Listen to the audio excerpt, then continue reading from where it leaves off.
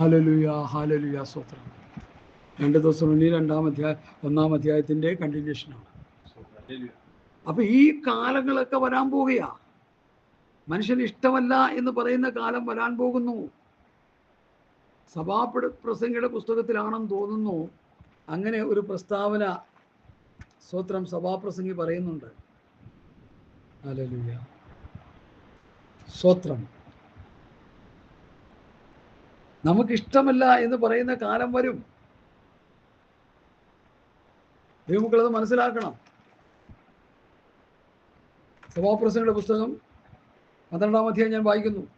നിന്റെ യൗവനകാലത്ത് നിന്റെ സൃഷ്ടാവിനെ ഓർത്തുകൊള്ളുക, ദുർദിവസങ്ങൾ വരികയും എനിക്കിഷ്ടമില്ല എന്ന് നീ പറയുന്ന കാലം കണ്ടോ സമീപിക്കുകയും സൂര്യനും വെളിച്ചവും ചന്ദ്രനും നക്ഷത്രങ്ങളും ഇരുണ്ടുപോകുകയും മഴ പെയ്ത ശേഷം മേഘങ്ങൾ മടങ്ങി വരികയും ചെയ്യും മുമ്പ് തന്നെ. ഇത് സോളമൻ എഴുതിയതാ, സോളമൻ ആത്മാവിൽ എഴുതി വെച്ചതാ. മറ്റത് വെളിപ്പാട് പുസ്തകത്തിൽ ആരെഴുതി? യോഹന്നാൻ അപ്പോസ്തലൻ എഴുതി. സോളമൻ എഴുതിയതും യോഹന്നാൻ അപ്പോസ്തലൻ എഴുതിയതും തമ്മിലുള്ള സാമ്യം കണ്ടോ? സോളമൻ പറയാ സൂര്യനും വെളിച്ചവും ചന്ദ്രനും നക്ഷത്രങ്ങളും ഇരുണ്ടു പോകുമെന്ന്. ഇവിടെ നമ്മൾ വായിച്ചില്ലേ ഇരുണ്ടു പോകുമെന്ന്. സൂര്യൻ വെളിച്ചം തരാതിരിക്കും, ചന്ദ്രൻ വെളിച്ചം തരാതിരിക്കും. അപ്പം തന്നെ തീർന്നില്ലേ? ഇരുട്ടത്താണ് ഈ കുത്തെന്നുള്ളതാണ് ഞാൻ മനസ്സിലാക്കുന്നത്. സൂര്യൻ വെളിച്ചം തരുന്നില്ല, ചന്ദ്രൻ വെളിച്ചം തരുന്നില്ല, തീർന്നില്ലേ? ചന്ദ്രൻ ഉറങ്ങാൻ പോകുന്നു എന്ന് ഞാൻ ഒരു 2 വർഷം മുമ്പ് ഞാൻ വായിച്ചതാണ്. അമേരിക്കൻ ശാസ്ത്രജ്ഞന്മാർ കണ്ടുപിടിച്ച് ചന്ദ്രൻ ഉറങ്ങാൻ പോകുന്നു. ചന്ദ്രൻ്റെ പ്രവൃത്തി തികച്ച് ചന്ദ്രൻ ഉറങ്ങാൻ പോകുന്നു. അതിൻ്റെ ഗ്യാസ് കഴിഞ്ഞു. ചന്ദ്രൻ്റെ സൂര്യൻ്റെയും ചന്ദ്രനും ഒക്കെ മങ്ങാൻ പോകുന്നു. സൂര്യൻ വെളിച്ചം തരാതെ പോകുന്നു, ചന്ദ്രൻ വെളിച്ചം തരാതെ പോകുന്നു. അതോടുകൂടി തന്നെ ഭൂമിയുടെ പിന്നെ വേറെ ഒരു ശിക്ഷയും വേണ്ട, ഇത് തന്നെ മതി. ഇരുട്ടത്ത് കിടന്നുള്ള കളിയായിരിക്കും പിന്നെ. എന്താ നമ്മൾ മനസ്സിലാക്കുന്നത് ഈ മക്കളെ? സ്തോത്രം. അതുകൊണ്ട് ഞാൻ വളരെ സ്നേഹത്തോടെ, ആർദ്രതയോടെ, മനസ്സലിവോടെ എൻ്റെ ഈ വചനം കേട്ടുകൊണ്ടിരിക്കുന്ന വാത്സല്യ ദൈവമക്കളോട് ഞാൻ കൈകൂപ്പി വിളിച്ചു പറയുന്നു, നമ്മുടെ മുൻപിൽ അധികം സമയങ്ങളില്ല. കർത്താവായ യേശു തൻ്റെ ശക്തിയുള്ള ദൂതന്മാരുമായി സ്വർഗത്തിൽ നിന്ന് അഗ്നിജ്വാലയിൽ പ്രത്യക്ഷനായി. ദൈവത്തെ അറിയാത്തവർക്കും നമ്മുടെ കർത്താവായ യേശുവിൻ്റെ സുവിശേഷം അനുസരിക്കാത്തവർക്കും പ്രതികാരം കൊടുക്കുമ്പോൾ കർത്താവായ യേശു ക്രിസ്തുവിൻ്റെ വരവിൽ കൈവിടപ്പെട്ടു പോകുന്നവർക്ക് പ്രതികാരം കൊടുക്കുമ്പോൾ നമ്മൾ ആ കൂട്ടത്തിൽ കാണരുതേ. പ്രസാദ വർഷത്തിൽ പ്രസംഗിക്കപ്പെടുന്ന സുവിശേഷം കേട്ട് മാനസാന്തരപ്പെട്ട് നിത്യത അവകാശമാക്കിക്കൊള്ളുവാൻ കർത്താവിൻ്റെ നാമത്തിൽ ഞാൻ നിങ്ങളെ പ്രബോധിപ്പിക്കുന്നു. പ്രതികാര വർഷത്തിൽ നിങ്ങളിവിടെ കിടക്കരുത്. പ്രതികാരമാണ്. ക്രിസ്താവിനെ സ്വീകരിക്കാതെ സുവിശേഷം തള്ളിക്കളഞ്ഞുകൊണ്ടുള്ള പ്രതികാര ദിവസം. ഈ സൂര്യൻ ഇരുണ്ടുപോവുകയും ചന്ദ്രൻ പ്രകാശം കൊടുക്കാതിരിക്കുകയും ചെയ്യുന്ന കാലങ്ങൾ വരുന്നു, ആസന്നമായിക്കൊണ്ടിരിക്കുന്നു. നിങ്ങളെ പീഡിപ്പിക്കുന്നവർക്ക് പീഡ അനുഭവിക്കുന്ന നിങ്ങൾക്ക് ഞങ്ങളോടുകൂടി ആശ്വാസവും പകരുന്നത് ദൈവസനിൽ നീതിയല്ലോ. ഇങ്ങനെ സകല വചനങ്ങളെയും കൊണ്ട് ആശ്വസിച്ചു കൊള്ളുവി. ഈ വചനങ്ങളെ കൊണ്ട് നമ്മൾ ആശ്വസിക്കുക. വിശ്വാസ ജീവിതം മുൻപോട്ട് നയിക്കാൻ പറ്റാത്ത കാലഘട്ടം വന്നു കഴിഞ്ഞു. പാസ്റ്റർമാരും നല്ലൊരു പങ്ക് ദുരുപദേശികളായി മാറി. സുവിശേഷം വിറ്റ് തിന്നുന്നവരായി, വചനം തിറ്റു തിന്നുന്നവരായി. ചിലർക്ക് കസേര മതി, ചിലർക്ക് പണം മതി, ചിലർക്ക് പ്രശസ്തി മതി. നല്ലൊരു ശതമാനം ശുശ്രൂഷകന്മാർ അങ്ങനെ മാറി. എന്നാൽ ഞങ്ങളെപ്പോലെ ചെറിയൊരു ഗ്രൂപ്പ്, ഒരു ശേഷിപ്പ് ഈ വചനം പ്രസംഗിച്ചു കൊണ്ടിരിക്കുന്നു, വചനം പഠിപ്പിച്ചു കൊണ്ടിരിക്കുന്നു, വചനം പറഞ്ഞ് ഗ്രഹിപ്പിച്ചു കൊണ്ടിരിക്കുന്നു. ഇത് കേട്ട് നിങ്ങൾ നിത്യതയ്ക്ക് വേണ്ടി ഒരുങ്ങണമെന്ന് ഞാൻ കർത്താവിൻ്റെ നാമത്തിൽ നിങ്ങളെ കൈകൂപ്പി അഭ്യർത്ഥിക്കുന്നു. ഹല്ലേലൂയ, സ്തോത്രം, സ്തോത്രം, സ്തോത്രം. 9-ാം വാക്യം വായിച്ചാട്ടെ. ആ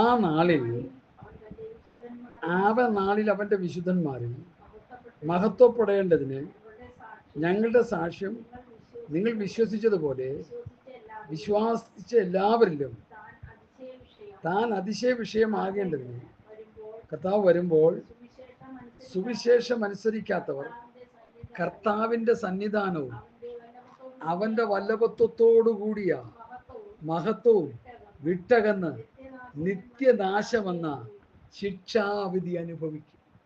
മനസ്സിലായോ? നിത്യനാശമെന്ന ശിക്ഷാവിധി. സാത്താനും അവന്റെ ദൂതന്മാർക്ക് ഒരുക്കിയിരിക്കുന്ന തീപ്പുകയിലേക്ക് പൊയ്ക്കൊള്ളുവിനെന്ന് പറയുന്ന ഒരു അവസരം വരുന്നു.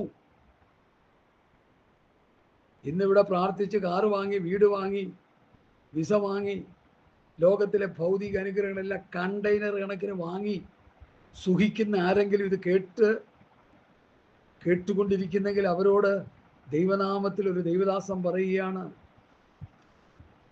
മടങ്ങി വന്നുകൊള്ളുക. ഹല്ലേലൂയ. സ്തോത്രം, സ്തോത്രം.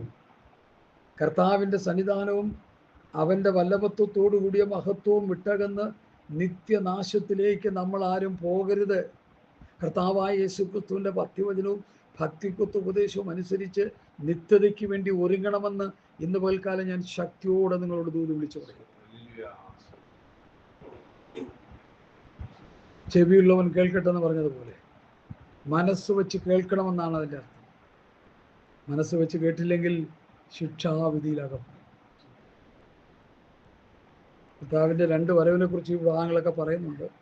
ഞാനത് പിന്നീടുള്ള ദൂതിൽ പറയാം. രഹസ്യവരവും മഹത്വപ്രത്യക്ഷതയും തരംതിരിച്ച് പഠിപ്പിക്കേണ്ട ഒരു വിഷയമാണ്. ഞാൻ ആ ഭാഗത്തേക്ക് പോകുന്നില്ല.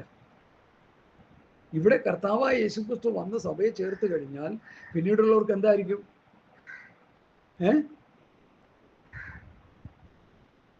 അവന്റെ വല്ലഭത്വത്തോടു കൂടിയ മഹത്വവും വിട്ടകന്ന് നിത്യനാശമെന്ന ശിക്ഷാവിധിയിലേക്ക് മാറ്റപ്പെടും. അതാ മനസ്സിലാക്കേണ്ടത്. നിത്യശിക്ഷാവിധി. നിത്യശിക്ഷാവിധി എത്ര വർഷമാണ് സഹോദര? കോടാനുകോടി വർഷം നരകത്തിൽ കിടന്ന് പുഴുവരിക്കേണ്ട ഗതികെട്ട അവസ്ഥയാണെന്ന് ഞാൻ പറഞ്ഞു വെക്കുക. അതുപോലെ നമ്മൾ മാനസാന്തരപ്പെട്ട് ജീവിച്ചാൽ കോടാനുകോടി വർഷം സ്വർഗീയ പിതാവിൻ്റെ സന്നിധിയിൽ സന്തോഷം അനുഭവിച്ച് ജീവിക്കുന്ന മഹത്തരമായ ഒരു അനുഭവമാണ് സ്വർഗത്തിലെ ദൈവം നമുക്ക് ഓഫർ ചെയ്തിരിക്കുന്നത്, വാഗ്ദാനം ചെയ്തിരിക്കുന്നത്. ഇത് വിട്ടുകളഞ്ഞിട്ട് നമുക്ക് എങ്ങനെ പോകാൻ പറ്റും? എന്തിനാണ് കർത്താവിൻ്റെ ശിഷ്യന്മാർ കഷ്ടത അനുഭവിച്ചത്? ഞാനെക്കുറിച്ച് പറയാൻ പോവാം. എന്തിനാ അവർ ശിക്ഷ അനുഭവിച്ചത്? വരുവാനുള്ള തേജസ് വിചാരിച്ചാൽ ഈ കാലത്തിലെ കഷ്ടങ്ങൾ സാരമില്ലെന്ന് എണ്ണിക്കൊണ്ടാണ് അവർ കഷ്ടത അനുഭവിച്ചത്. റോമാലേഖനം 1:18 വായിച്ചേ. ലോഗോസായും റീമയായും ദൈവവചനം നമ്മൾ പ്രസംഗിക്കുക, എഴുതപ്പെട്ട വചനവും ആത്മാവദേശിക്കപ്പെട്ട വചനവും. റോമർ 1:18 മുതൽ.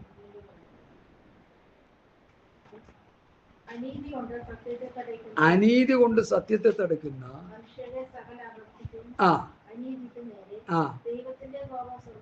ദൈവത്തിന്റെ കോപം സ്വർഗത്തിൽ നിന്ന് വെളിപ്പെട്ടു വരുന്നു. അനീതി കൊണ്ട് സത്യത്തെ തടുത്താൽ ദൈവകോപം വെളിപ്പെട്ടു വരും. പ്രതികാര ദിവസത്തിൽ അവരായിപ്പോകും. ദൈവത്തിന്റെ വചനം നീതിയുള്ളതാണ്. നീതിയില്ലാതെ പറയുന്ന അനീതിയുടെ വചനങ്ങൾ കേട്ട് ആരും തെറ്റിപ്പോകരുത്. സത്യസന്ധമായ നീതിയോടെ നിർമ്മലതയോടെയാണ് ഞങ്ങൾ ദൈവവചനം സംസാരിക്കുന്നത്. ഈ നീതിയുടെ വചനം തള്ളിക്കളഞ്ഞാൽ അനീതി കൊണ്ട് സത്യത്തെ തടുക്കുന്ന ഗ്രൂപ്പിൽ നീ ആയിപ്പോകും. അവസാനം നിന്നെ രക്ഷപ്പെടുത്താൻ ആർക്കും കഴിയില്ല. ഞങ്ങൾക്കിത് പറയാതിരിക്കാൻ പറ്റുമോ? ഹല്ലേലൂയ. അപ്പോസ്തലന്മാർ കഷ്ടം അനുഭവിച്ചത് ഞാൻ പറയാം. റോമർ 8:18 മുതൽ. നമ്മൾ വെളിപ്പെടുവാനുള്ള തേജസ് വിചാരിച്ചാൽ ഈ കാലത്തിലെ കഷ്ടങ്ങൾ സാരമില്ല എന്ന് ഞാൻ എണ്ണുന്നു. നമ്മൾ വെളിപ്പെടുവാനുള്ള തേജസ് വിചാരിച്ചാൽ ഈ കാലത്തിലെ കഷ്ടങ്ങൾ സാരമില്ല. വെളിപ്പെടുവാനുള്ള തേജസ്, ആദാമും ഹവ്വയും നഷ്ടപ്പെടുത്തിയ തേജസ് നമുക്ക് യേശുക്രിസ്തുവിൻ്റെ വരവിൽ നമുക്ക് ലഭിക്കാൻ പോകുകയാണ്. പ്രിയമുള്ളവരെ, നാം ഇന്നതാകുന്നു ഇതുവരെ പ്രത്യക്ഷമായില്ല. അവൻ പ്രത്യക്ഷനാകുമ്പോൾ അവനെ താനിരിക്കുന്നത് പോലെ തന്നെ കാണുന്നതാകൊണ്ട് അവനോട് സദൃശന്മാരാകും. യേശുക്രിസ്തുവിന് കിട്ടിയ ആ രൂപാന്തര ശരീരം നമുക്ക് കിട്ടും. യേശുക്രിസ്തുവിന് കിട്ടിയ ദൈവത്വം മാത്രം നമുക്കില്ല. ബാക്കി എല്ലാ അളവിലും ദൈവം നമ്മെ കർത്താവിന് കിട്ടിയതുപോലെ രൂപാന്തര ശരീരവും ഭക്ഷണം വേണ്ടാത്ത അവസ്ഥയും അടച്ചിട്ട് റൂമിൽ പോകാൻ പറ്റുന്ന അവസ്ഥയും അങ്ങനെ വേണ്ട ദൂതന്മാരെ പോലെ സഞ്ചരിക്കാനുള്ള അവസ്ഥയും ദൂതന്മാരെ പോലെ ജീവിക്കാനുള്ള അവസ്ഥയുമാണ് ഒരു രൂപാന്തര ശരീരത്തിന്. ഇപ്പോൾ നമുക്ക് രാവിലെ എഴുന്നേറ്റ് വെള്ളം കുടിക്കണം, ഭക്ഷിക്കണം, ഉച്ചയ്ക്ക് ഭക്ഷിക്കണം, വൈകുന്നേരം ഭക്ഷിക്കണം. ഇത് അല്പസമയം ഒന്ന് മാറിക്കഴിഞ്ഞാൽ ക്ഷീണമായി, ഭാരമായി, വിശപ്പായി, ദാഹമായി, ആദിയായി. മരുന്ന് കഴിക്കുന്നവർക്ക് കഴിക്കില്ലെങ്കിൽ അത് വലിയ അസ്വസ്ഥതയായി. പണം കയ്യിലില്ലാത്തവർക്ക്, പണം കയ്യിൽ വെച്ചുകൊണ്ടിരിക്കുന്നവർക്ക് പണം കയ്യിലില്ലെങ്കിൽ അത് തലവേദനയായി, അസ്വസ്ഥതയായി, പിന്നെ പിറുപിറുപ്പായി, ആവലാതിയായി. കിട്ടുന്ന ജോലി, ചെയ്തുകൊണ്ടിരിക്കുന്ന ജോലിയിൽ നന്മ കിട്ടുന്നില്ലെന്ന് വരുമ്പോൾ അത് നിരാശയായി. ഇതെല്ലാം മാറ്റപ്പെടുന്നൊരു സുദിനമാണ് കർത്താവിൻ്റെ വരവിൽ. പ്രിയമുള്ളവരെ, നാം ഇന്നതാകും ഇതുവരെ പ്രത്യക്ഷമായി ഇല്ലവൻ പ്രത്യക്ഷനാകുമ്പോൾ അവനെ താൻ ഇരിക്കുന്നത് പോലെ തന്നെ കാണുന്നതാകൊണ്ട് അവരോട് സദൃശന്മാരാകും. യേശുക്രിസ്തുവിന് കിട്ടുന്ന രൂപാന്തര ശരീരം നമുക്ക് കിട്ടിക്കഴിയുമ്പോൾ നമ്മുടെ ആവലാതികളും നമ്മുടെ വയ്യാവേലികളെല്ലാം മാറ്റപ്പെടും. അതുകൊണ്ട് അതിലേക്ക് നമ്മൾ ഫോക്കസ് ചെയ്യുക. ഒരു നേരം മരുന്ന് കഴിച്ചില്ലെങ്കിൽ തല ഇറങ്ങി വീഴുന്ന രോഗികളെ എനിക്കറിയാം. ഒരു നേരം ആഹാരം കഴിച്ചില്ലെങ്കിൽ കുഴഞ്ഞു വീഴുന്ന രോഗികളെ എനിക്കറിയാം. നിരക്ഷിക്കപ്പെട്ട് സ്നാനപ്പെട്ട് വിശുദ്ധാംശം പ്രാപിച്ച് വിശുദ്ധിയിലും വേർപാടിലും ജീവിക്കുന്ന ഒരു ദൈവവൈതലാണോ? ഒരു കുഴപ്പമില്ല. കർത്താവിൻ്റെ വരവിൽ ഇതെല്ലാം മാറുമ്പോൾ ഒരൊറ്റ അടിക്ക് മാറാൻ പോവുക.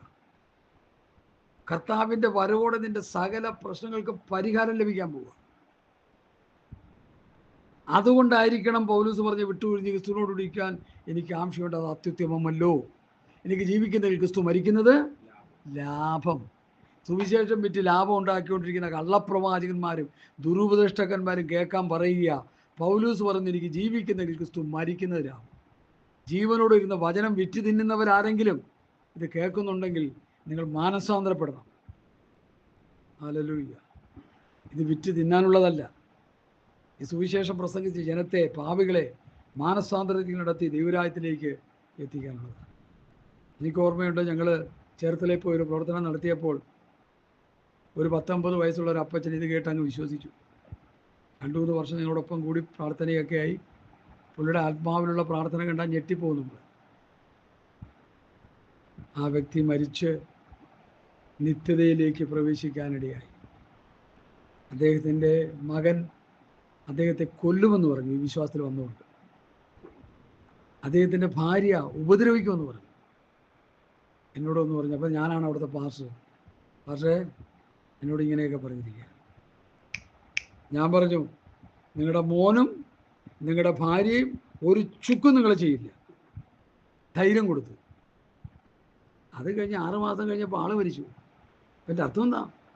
ആ മരിച്ച് കഴിഞ്ഞപ്പോഴാണ് എനിക്ക് സ്വസ്ഥതയായത്. കാരണം ഞാൻ വിശ്വാസത്തോടെ പറഞ്ഞെങ്കിലും അപ്പനോ മക്കൾ ആരെങ്കിലും ഇദ്ദേഹത്തെ ഉപദ്രവിക്കുമോ?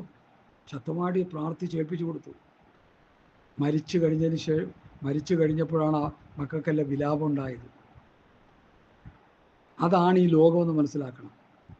യഥാർത്ഥമായി രക്ഷിക്കപ്പെട്ടവരെ, യഥാർത്ഥമായി രക്ഷാനുഭവം പ്രാപിച്ചവരെ, യഥാർത്ഥമായി കർത്താവിനെ സേവിക്കുന്ന ദൈവമക്കളെ കൊല്ലുന്ന മക്കളും സ്വന്തക്കാരും ബന്ധക്കാരുമാണ് ഈ ഭൂമിയിലുള്ളത്. പ്രവാചകൻ പറഞ്ഞു, നിന്റെ ശത്രുക്കൾ നിന്റെ വീട്ടുകാർ തന്നെ. എത്ര കൃത്യമായി! യേശുവിനെ കൊല്ലാൻ നോക്കിയവരിൽ സഹോദരന്മാരുണ്ടെന്നൊക്കെ പലരും പറയണം. എനിക്കറിയത്തില്ല, അതിനെക്കുറിച്ച് ഞാൻ അധികം പഠിച്ചിട്ടില്ല. സ്വതന്ത്രം. പലരും യേശുവിനെ കൊല്ലാൻ നോക്കി. ലാസറിനെ ദൈവം വീർപ്പിച്ചു കൊണ്ടുവന്നു. വീർപ്പിച്ചു കൊണ്ടുവന്നപ്പോൾ ആ ലാസറിനെ എന്ത് ചെയ്തു? പന്തിയിലിരുന്ന ലാസറിനെ പിന്നെയും കൊല്ലാൻ പോയി. യേശുവിനെ ലാസറിനെ കൊല്ലണമെന്ന് യഹൂദ പരീക്ഷകളും ശാസ്ത്രിമാരും പരീശന്മാരും തീരുമാനമെടുത്തു. യേശു ഉയർപ്പിച്ചു കൊണ്ടുവന്നവനെ പിന്നെയും കൊല്ലാൻ. എങ്ങനെയുണ്ട്? അതാണ് ഈ ലോകം. സാത്താൻ്റെ നിയന്ത്രണത്തിലുള്ള ഈ ലോകം അതാണെന്ന് പെന്തക്കോ സമൂഹമേ ഇനിയെങ്കിലും മനസ്സിലാക്ക്. നീ പ്രമാണമനുസരിച്ച്, നീ വിശുദ്ധിയിലും വേർപാടിലും കർത്താവിൻ്റെ വചനമനുസരിച്ച് മുമ്പോട്ട് വരുമ്പോൾ നിന്നെ കൊല്ലാൻ നോക്കും അവർ. നിന്റെ ചവപ്പട്ടിക്ക് ആണിയടിക്കാനായിട്ട് അവർ ശ്രമം നടത്തും. പക്ഷെ ദൈവത്തിൻ്റെ സമയം വരെയും നിന്നെ ആരും ഒരു ചുക്കും ചെയ്യില്ല. ദൈവത്തിൻ്റെ ഒരു ദിവസം വരെയും നിനക്ക് മരണം നിശ്ചയിച്ചൊരു സമയം ദൈവം വെച്ചിട്ടുണ്ട്. അതുവരെയും ആരും ഒരു അപായവും നമ്മളെ പെടുത്തുകയില്ല. ദൈവത്തിൻ്റെ പ്രൊട്ടക്ഷൻ നിനക്കുണ്ട്.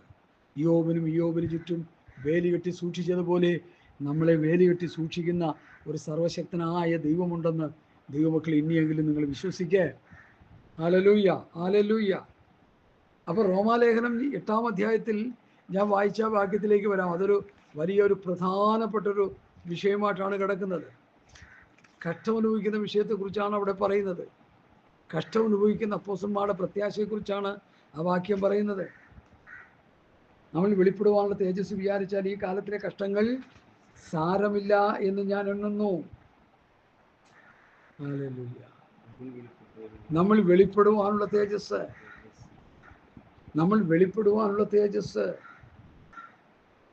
ആ തേജസ്സിനെ കുറിച്ച് വല്ലപ്പോഴും ഒക്കെ ഒന്ന് ചിന്തിക്കണം. ഹല്ലേലൂയ. നമ്മൾ വെളിപ്പെടുവാനുള്ള തേജസ് വിചാരിച്ചാൽ ഈ കാലത്തിലെ കഷ്ടങ്ങൾ സാരമില്ല എന്ന് ഞാൻ എണ്ണുന്നു. രക്ഷിക്കപ്പെട്ട് സ്നാനപ്പെട്ട് വിശുദ്ധാംശം പ്രാപിച്ച ദൈവമക്കൾക്ക് ഈ ഭൂമിയിൽ കഷ്ടങ്ങളുണ്ട്. കുഞ്ഞുങ്ങളെ, ലോകത്തിൽ നിങ്ങൾക്ക് കഷ്ടങ്ങളുണ്ട്. ഇങ്ങനെ നാം അനേക കഷ്ടങ്ങളുടെ ദൈവരാജ്യത്തിൽ കടക്കേണ്ടതാകുന്നു. പുത്രനെങ്കിലും അനുഭവിച്ച കഷ്ടങ്ങളാൽ അനുസരണ പിടിച്ച് തികഞ്ഞവനായി. ക്രിസ്തു നിങ്ങൾക്ക് വേണ്ടി കഷ്ടം അനുഭവിച്ചു. നിങ്ങൾ അവൻ്റെ കാൽ ചുവട് പിന്തുണ ഒരു മാതൃക വെച്ചേച്ചു പോയിരിക്കുന്നു. ഫിലിപ്പിയ ലേഖനത്തിൽ കഷ്ടതയെക്കുറിച്ച് പറയുന്നത് എന്താ? കഷ്ടത അനുഭവിപ്പാൻ വരം നൽകിയിരിക്കുന്നു. ഒന്നും ആർക്കും വേണ്ടേ? നമ്മൾ വെളിപ്പെടുവാനുള്ള തേജസ് വിവരിച്ചാൽ ഈ കാലത്തിലെ കഷ്ടങ്ങൾ സാരമില്ല എന്ന് ഞാൻ എണ്ണുന്നു. സൃഷ്ടി ദൈവപുത്രന്മാരുടെ വെളിപ്പാടിനെ ആകാംക്ഷയോടെ കാത്തിരിക്കുന്നു. സൃഷ്ടി ദ്രവ്യത്വത്തിൻ്റെ ദാസത്വത്തിൽ നിന്നുള്ള വിടുതലും ദൈവമക്കളുടെ തേജസ്സാകുന്ന സ്വാതന്ത്ര്യം പ്രാപിക്കുമെന്നുള്ള ആശയോടെ മായയ്ക്ക് കീഴ്പ്പെട്ടിരിക്കുന്നു. മനഃപൂർവ്വമായിട്ടില്ല, അതിനെ കീഴ്പ്പെടുത്തിയവരുടെ കൽപ്പന നിമിത്തമത്രേ. സർവ്വസൃഷ്ടിയും ഇന്നുവരെ ഒരുപോലെ ഞെരുങ്ങി ഈറ്റുനോടിയിരിക്കുന്നു നാം അറിയുന്നുവല്ലോ. ആത്മാവെന്ന ആദ്യദാനം ലഭിച്ചിരിക്കുന്ന നാമും നമ്മുടെ ശരീരത്തിൻ്റെ വീണ്ടെടുപ്പായ പുത്രത്വത്തിന് കാത്തുകൊണ്ട് ഉള്ളിൽ ഞരങ്ങുന്നു. ഈ ആത്മീയമായ ഞരക്കമാണ് നമുക്ക് വേണ്ടത്. ഹല്ലേലൂയ. എന്നാണ് കർത്താവ് എന്നെ ചേർക്കുന്നത്, എന്നാണ് എന്നെ കർത്താവ് എന്ന് ചേർക്കുന്നത് എന്നുള്ള ആത്മീയമായ ഞരക്കം. അത് വെറുവെറുപ്പല്ല, അത് പ്രത്യാശയുടെ ഞരക്കമാണ്. എന്നെൻ്റെ കഷ്ടത മാറും, എന്നെൻ്റെ കണ്ണീർ തുടയ്ക്കപ്പെടും. കർത്താവ് വന്നു കഴിഞ്ഞാൽ ദൈവമക്കളുടെ എല്ലാ പ്രശ്നങ്ങൾക്കും പൂർണ്ണ പരിഹാരം വന്നു കഴിഞ്ഞു. ഈ ഭൂമിയിൽ വിശ്വാസ ജീവിതം നയിക്കുമ്പോഴാണ് കഷ്ടതകൾ. അത് കഷ്ടതകൾ ദൈവം അനുവദിക്കുന്നത് കൊണ്ടാണ്. പുത്രനെങ്കിലും അനുഭവിച്ച കഷ്ടങ്ങളാൽ അനുസരണം പിടിച്ച് തികഞ്ഞവനായി. അപ്പം കഷ്ടത നമുക്ക് തരുന്ന എന്തിനാ? അനുസരണം പിടിച്ച് തികയാനാണ്. അനുസരണം പിടിച്ച് തികയുന്നില്ലെങ്കിൽ കഷ്ടത വേണ്ടല്ലോ. കഷ്ടത വേണ്ടെന്ന് ശാസിച്ച ഒരു പാസ്റ്ററിന് കോടിക്കണക്കിന് രൂപയുടെ വീട് കിട്ടി, കാറ് കിട്ടി, വിദേശ രാജ്യങ്ങളിൽ ചെറപറാ പോയിക്കൊണ്ടിരിക്കുക. ഇത് എങ്ങോട്ടാ പോണേ? കഷ്ടതയെ ശാസിച്ചപ്പോൾ ഭൗതികം കൊണ്ട് കൊടുത്തു സാത്താൻ, ആ ദൈവം കൊടുത്തെന്ന് പറഞ്ഞുകൊണ്ടിരിക്കുക. ഇന്നത്തെ വിശ്വാസികളുടെ ഇടയിലുള്ള ഒരു വലിയ ട്രെൻഡാണ് ഞാൻ പറയുന്നത്. ഭൗതികം വർദ്ധിക്കുമ്പോൾ അത് ദൈവം കൊടുത്തെന്ന് വിശ്വസിക്കും. ദൈവം ആർക്കും അങ്ങനെ കൊടുക്കില്ല. ഉള്ള ഭൗതികം കൂടി വലിച്ചെറിഞ്ഞിട്ട് വരാനാണ് ധനാഢ്യനോട് കർത്താവ് പറഞ്ഞത്. ഇതും കൊണ്ട് വന്ന് എൻ്റെ പുറകെ വരാൻ പറ്റില്ലെന്നാണ് കർത്താവ് ഓടിപ്പിച്ചത്. ആരുടെയും തലയിലോട്ട് അത് കയറിയിട്ടില്ല ഇന്നുവരെ.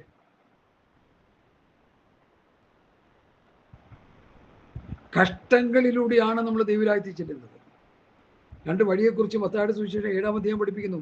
ഇടുക്ക് വഴി, വിശാലമുള്ള വഴി, ഇടുക്ക് വാതിൽ, വിശാലമുള്ള വാതിൽ.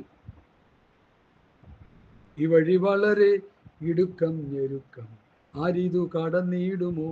കൂട്ടുകാർ ചുരുക്കം, സഹായികൾ ചുരുക്കം, ആയിതല്ലോ മോക്ഷ വഴി. കഷ്ടതകൾ തീർക്കുവാൻ, ഭക്തന്മാരെ ചേർക്കുവാൻ പെട്ടെന്നേശു വന്നിടാറായി. ഈ വഴി ഇടുക്കമുള്ള വഴിയാണ് മുകളിലോട്ട് ചെല്ലുന്നത്. വിശാലമായ വഴി ചെന്ന് കാറുന്നത് നരകത്തിലാ. ഇന്നത്തെ പെന്തക്കോസ്തുകാർക്ക് നല്ലൊരു ശതമാനം വിശാലമായ വഴി പോകാൻ ആഗ്രഹം. പൊക്കോ, അവസാനം നിന്റെ നിത്യത സാത്താനും അവൻ്റെ ദൂതന്മാർക്ക് ഒരുക്കിയിരിക്കുന്ന തീപ്പൊയ്കയിലായി. മനസ്സിലായോ? വിശാലമായ വഴി നാശത്തിലേക്കുള്ള വഴിയാണ്.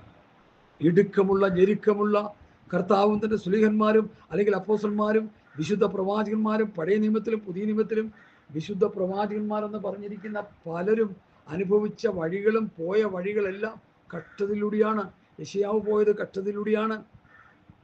മരം അറുക്കുന്ന കൂട്ടത്തിൽ യെശയ്യാവിനെ പിടിച്ചു കെട്ടി അറുത്തു കൊന്നു എന്നാണ് ചരിത്രം പറയുന്നത്. ജോസിഫസ് യിരെമ്യാവിനെ പിടിച്ച് പൊട്ടക്കിണറ്റിലിട്ടു. പല പ്രവാചകന്മാരെയും ഈ ലോകം അടിച്ചു നോവിപ്പിച്ചു, കുത്തി പരിക്കേൽപ്പിച്ചു, കൊന്നു കൊലവിളി നടത്തി. റോമൻ സാമ്രാജ്യവും യഹൂദന്മാരും ചേർന്ന് പെന്തക്കോസ് വിശ്വാസികളെ, അല്ലെങ്കിൽ ദൈവമക്കൾ എന്ന് പറയുന്നവരെ, ദൈവസഭ എന്ന് പറയുന്നവരെ കോടിക്കണക്കിന് കൊന്നു മുടിച്ചു എന്നാണ് ചരിത്രം. അവരാരും നശിച്ചു പോയില്ല. അവരുടെ ഭൗതിക ശരീരത്തെയാണ് ഇവർ നശിപ്പിച്ചു കളഞ്ഞത്. അവരുടെ ആത്മാവിനെ തൊടാൻ അവർക്ക് ആർക്കും കഴിഞ്ഞില്ല. അവരുടെ ആത്മാവ് വിശ്രാമ സ്ഥലത്തുണ്ട്. ക്രിസ്തുവിന് വേണ്ടി കഷ്ടമനുഭവിച്ച ശിഷ്യന്മാര് വിശ്രാമ സ്ഥലത്ത് നമുക്ക് കാണാൻ കഴിയും. ക്രിസ്തുവിന് വേണ്ടി രക്തസാക്ഷികളായ ശിഷ്യഗണങ്ങളെ, വിശുദ്ധന്മാരെ നമുക്ക് കർത്താവിൻ്റെ വരവിൽ കാണാൻ കഴിയും. ഹല്ലേലൂയ. ദൈവമക്കളെ പീഡിപ്പിച്ച നീചന്മാരായ മനുഷ്യരെ ധനവാനോട് ചോദിച്ചാൽ പറയും അവരെല്ലാവരും ഇവിടെ വന്നിട്ടുണ്ടെന്ന്. കർത്താവിൻ്റെ ആണിയടിച്ചവനും പിടിച്ചു കൊടുത്തവനും അന്ന് വേണ്ട ക്രൂശിൻ്റെ ശത്രുക്കളായി ജീവിച്ചവരൊക്കെ ധനവാനോട് ചോദിച്ചാൽ പറയും ഒരെണ്ണം നഷ്ടപ്പെടാതെ എല്ലാവരും എൻ്റെ കൂട്ടുകാരായിട്ട്, സദ്യക്കായിട്ട്, അല്ലെങ്കിൽ സ്നേഹിതന്മാരായിട്ട് എല്ലാവരും ഇവിടെയുണ്ട്. ഞങ്ങളെല്ലാം ഒരുമിച്ച് അയ്യോ അയ്യോ എന്ന് പറഞ്ഞ് വിളിച്ചുകൊണ്ടിരിക്കുക വെള്ളത്തിന് വേണ്ടി. നടക്കാൻ പോയതേ. സുവിശേഷ വിരോധികൾ മാനസാന്തരപ്പെട്ട് വന്നില്ലെങ്കിൽ അവരും നരകത്തിലേക്കാണ്. അതുകൊണ്ട് അവരെ ഓർത്ത് നമുക്ക് പ്രാർത്ഥിക്കാം, അവരെ ഓർത്ത് നമുക്ക് കരയാം. ഹല്ലേലൂയ. ദൈവമക്കൾക്കുള്ള പ്രത്യാശ എന്താ? ആത്മാവെന്ന ആദ്യദാനം ലഭിച്ചിരിക്കുന്ന നാമം ശരീരത്തിന് വീണ്ടെടുപ്പായ പുത്രത്വത്തെ കാത്തുകൊണ്ട് ഉള്ളിൽ നിറങ്ങുന്നു. പ്രത്യാശയല്ലോ നാം രക്ഷിക്കപ്പെട്ടിരിക്കുന്നത്. കാണുന്ന പ്രത്യാശയല്ല. ഒരുത്തൻ കാണാത്തതിനായി ഇനി പ്രത്യാശിക്കുന്നത് എന്തിന്? നാം കാണാത്തതിനായി പ്രത്യാശിക്കുന്നുവെങ്കിലോ അതിനായി ദീർഘക്ഷമയോടെ കാത്തിരിക്കും. അപ്പൊ സുവിശേഷം അനുസരിക്കാത്തവർ നിത്യനാശമെന്ന ശിക്ഷാവിധി അനുഭവിക്കുമ്പോൾ, സുവിശേഷം അനുസരിച്ചവർക്ക് ശരീരത്തിന്റെ വീണ്ടെടുപ്പായ പുത്രത്വം പ്രാപിച്ച് സ്വർഗീയ സന്തോഷത്തിൽ ദൈവസന്നിധിയിലായി. അതാണ് നമ്മുടെ പ്രത്യാശ. കഷ്ടതയില്ലാത്ത, കണ്ണുനീരില്ലാത്ത, ദുഃഖമില്ലാത്ത, മുറവിളിയില്ലാത്ത, മരണമില്ലാത്ത ആ പുതിയ ആകാശം, പുതിയ ഭൂമിയിൽ ദൈവത്തോടൊപ്പം സന്തോഷിക്കുന്ന സുദിനങ്ങൾ വരാൻ പോകുന്ന സഹോദരങ്ങളെ. അതിനു മുൻപായി 1000 ആണ്ട് കർത്താവിനോടൊപ്പം സന്തോഷിക്കുന്ന സുദിനങ്ങൾ വരാൻ പോകുന്ന സഹോദരങ്ങളെ. അതോർത്ത് നമുക്ക് സന്തോഷിക്കാം. ഈ ഭൂമിയിൽ നമുക്ക് സന്തോഷിക്കാനും പ്രത്യാശിക്കാനും ഒന്നിനും ഒരു വകയില്ല. പൗലോസിന്റെ വാക്കുകൾ ശ്രദ്ധിക്കുക. ഞാൻ വേഗത്തിൽ എൻ്റെ വാക്കുകളെ ഉപസംഹരിക്കാൻ താല്പര്യപ്പെടുന്നു. 11-ാം വാക്യം. അതുകൊണ്ട് ഞങ്ങൾ നമ്മുടെ ദൈവത്തിൻ്റെയും കർത്താവായ യേശുക്രിസ്തുവിൻ്റെയും കൃപയാൽ നമ്മുടെ കർത്താവായ യേശുക്രിസ്തുവിൻ്റെ നാമം നിങ്ങളിലും നിങ്ങൾ അവനിലും മഹത്വപ്പെടേണ്ടതിന് നമ്മുടെ ദൈവം നിങ്ങളെ തൻ്റെ വിളിക്ക് യോഗ്യരായി എണ്ണി സൽഗുണത്തിലുള്ള സകല താല്പര്യവും വിശ്വാസത്തിൻ്റെ പ്രവൃത്തിയും ശക്തിയോടെ പൂർണ്ണമാക്കി തരണം എന്ന് നിങ്ങൾക്ക് വേണ്ടി എപ്പോഴും പ്രാർത്ഥിക്കും. പോസ്മാരുടെ പ്രാർത്ഥന തെസ്സലോനിക്കയിലെ വിശ്വാസികളുടെ ആത്മീയ ഗുണത്തിന് വേണ്ടിയാണ് പ്രാർത്ഥിക്കുന്നത്. ഇന്നത്തെ പാസ്റ്റർമാർ എന്തിനാ കിടന്ന് തലയറിഞ്ഞ് പ്രാർത്ഥിക്കുന്നത്? വിസ കിട്ടാൻ, വീട് കിട്ടാൻ, കാറ് കിട്ടാൻ, ജോലി കിട്ടാൻ പ്രാർത്ഥിച്ച് അവർക്ക് ഇത് കിട്ടുന്നുമുണ്ട്. അതിൻ്റെ ദശാംശം മേടിച്ച് പാസ്റ്റർമാരും സന്തോഷിക്കുന്നുണ്ട്. പക്ഷേ ചിന്തിച്ചോണം, നിങ്ങൾ നിത്യനാശത്തിലേക്കാണ് പോകുന്നത്. എന്നാൽ കഷ്ടതയുടെ നടുവിലൂടെ ക്രിസ്തുവിൽ തികഞ്ഞവരായി നമ്മൾ മുമ്പോട്ട് വരുമ്പോൾ നമുക്ക് പ്രയാസങ്ങളും ബുദ്ധിമുട്ടുകളെല്ലാം ഉണ്ടെങ്കിലും അതിൻ്റെ ഉള്ളിൽ ആത്മീക സന്തോഷവും ആത്മീക പ്രത്യാശയും സ്വർഗീയമായ അനുഗ്രഹത്തിൻ്റെ അവസ്ഥകളെല്ലാം ദൈവം നമുക്ക് തന്ന് നമ്മളെ സന്തോഷത്തോടെ നടത്തും.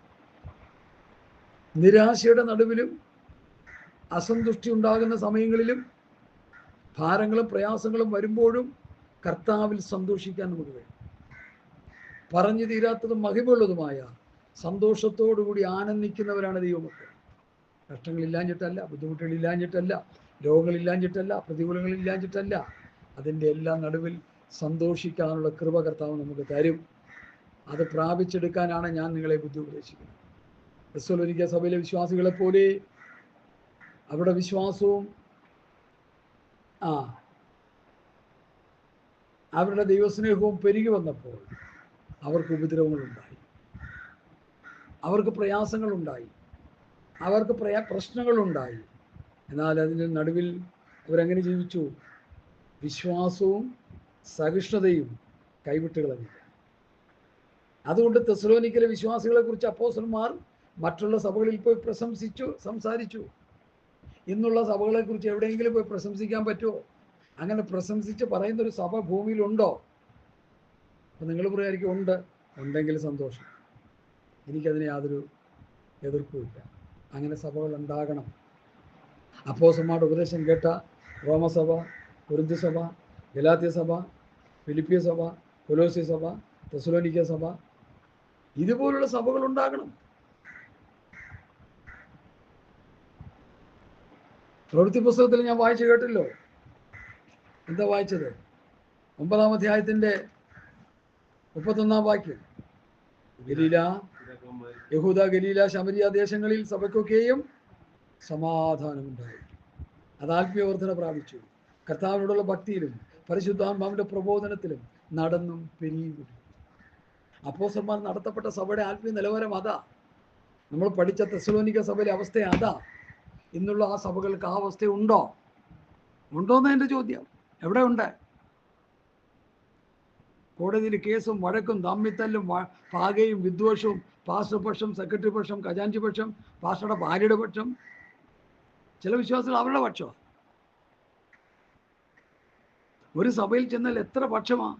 പൗലോസിന്റെ പക്ഷം, കേഫാ പക്ഷം, അപ്പൊല്ലോസിന്റെ പക്ഷം, ക്രിസ്തുവിന്റെ പക്ഷം, 4 പക്ഷം. കൊരിന്ത്യൻ സഭയിലുണ്ടായിരുന്നു അത്. ആ 4 പക്ഷക്കാരെയും പൗലോസ് എന്ത് ചെയ്തു? ദൈവവചനമാകുന്ന അടി കൊണ്ട് അവരെ തല്ലി ചതച്ചു. പൗലോസാരെ, പത്രോസാരെ, കേഫയാരെ, അപ്പൊല്ലോസാരെ ഞാൻ നട്ടു, അപ്പൊല്ലോസ് നനച്ചു, ദൈവമത്രേ വളരുമാറാക്കിയത്. നടുന്നവനും നനയ്ക്കുന്നവനും ഏതുമില്ല. ഇപ്പൊ നമ്മൾ റവറൻ്റായി, ഡോക്ടറായി, ഇവളെന്തോ സംഭവമാണെന്നൊക്കെ ചിന്തിച്ചുകൊണ്ടിരിക്കുക. ഒരു പാസ്റ്റർ ഒന്നുമില്ല, ദൈവമാക്കി വെച്ച ഒരാളാണ്.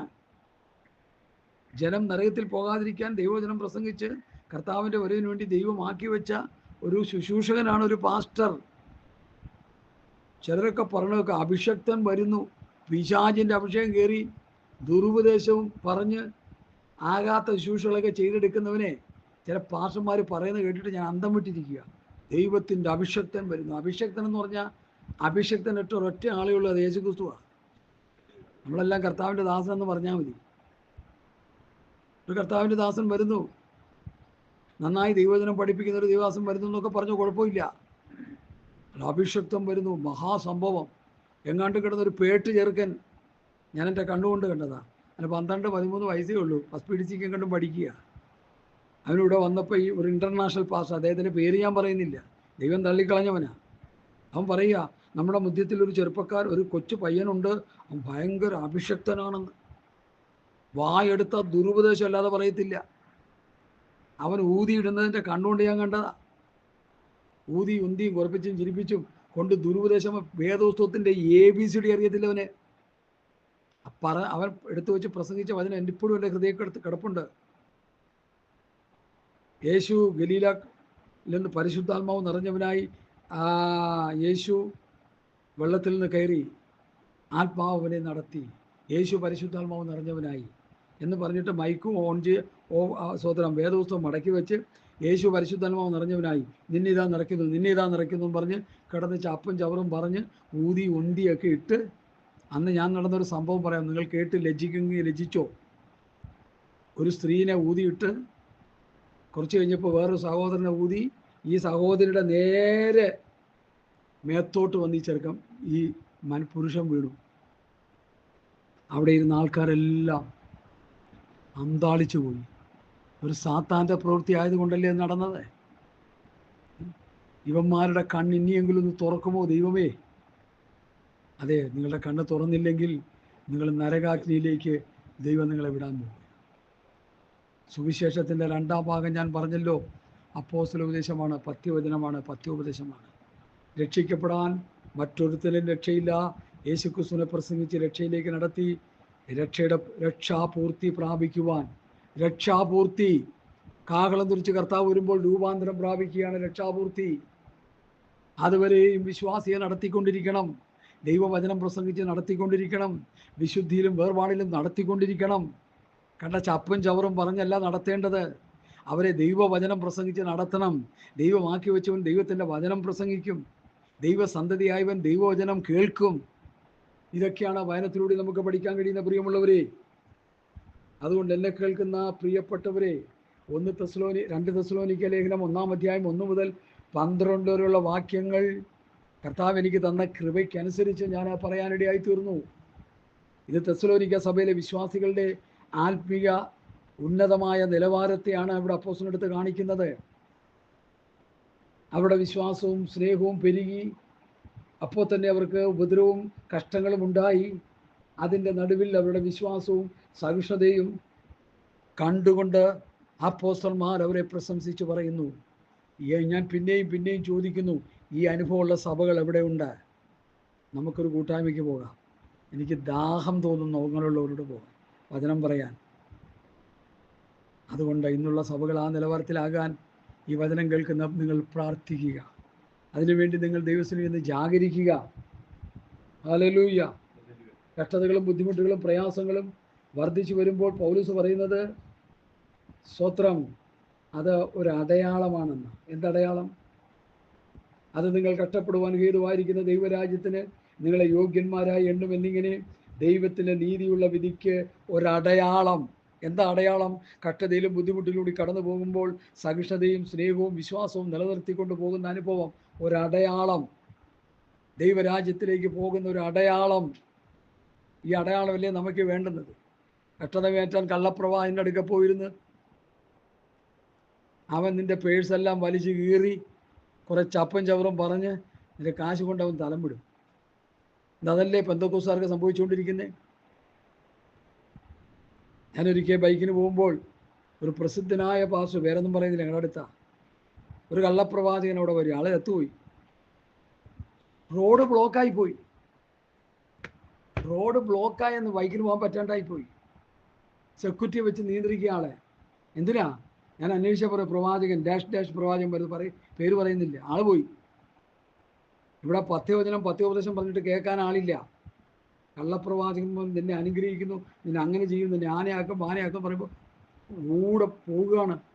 കടം മേടിച്ച് കൊടുക്കുകയാണ് അവന്. ഈ ദുരുപദേശങ്ങളെല്ലാം കേട്ട് കഷ്ടതയിലൂടെ തേഞ്ഞു വരാൻ കഴിയാതെ വചനം പഠിച്ച് വചനത്താലുള്ള പോഷണം ലഭിച്ച് ആത്മീയനായി ആത്മീയ വളർച്ച പ്രാപിച്ച് ആത്മീയ നിറവ് പ്രാപിച്ച് ആത്മീയ സ്തോത്രം പ്രത്യാശയുടെ ജീവിതം നയിക്കാൻ കഴിയാതെ നിത്യമായ നാശത്തിലേക്ക് പതിക്കുന്ന വലിയ ക്രൈസ്തവ സമൂഹത്തിൻ്റെ നടുവിലാണ് എൻ്റെ ഈ വചനം കേൾക്കുന്ന നിങ്ങളുള്ളത്.